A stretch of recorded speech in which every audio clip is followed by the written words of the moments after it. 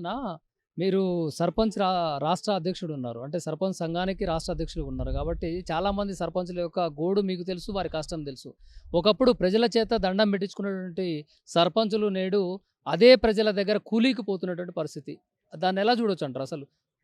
ఈ ఈ ఇటువంటి పాలన ఇప్పుడు ఉన్న రాష్ట్రంలో ఉన్న ఈ ప్రభుత్వము ఒక దుర్మార్గమైన పాలనలాగా కనపడుతుంది.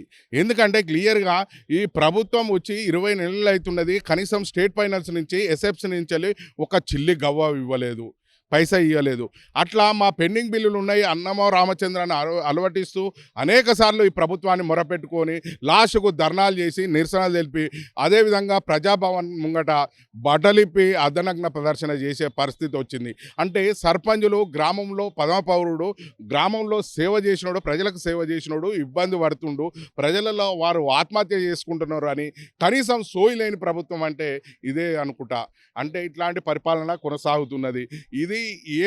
ఇది ప్రజాప్రభుత్వం అంటారు, ప్రజాపాలన అంటారు. సర్పంచ్ల పదవి కాలం అయిపోయి దాదాపు 19 నెలలు అవుతుంది. ఎంపీటీసీల పదవి కాలం అయిపోయి 16 నెలలు అవుతుంది. జడ్పీటీసీలు, ఎంపీటీసీలు ఎవ్వరు.